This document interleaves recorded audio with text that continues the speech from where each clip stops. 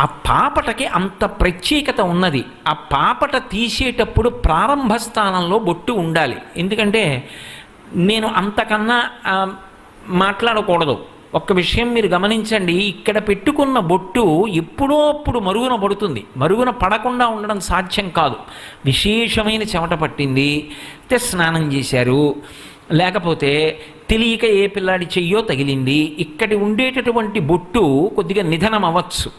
కానీ ఎప్పుడూ పోని బొట్టు ఎక్కడుంటుంది అంటే పాపట ప్రారంభంలో సింధూరంతో అలంకారం చేస్తారు. అందుకే ఇక్కడ సింధూరంతో పెట్టుకుంటే ఆ సింధూరంతో పెట్టుకున్నటువంటి చోట అలాగే ఉండిపోతుంది మచ్చ.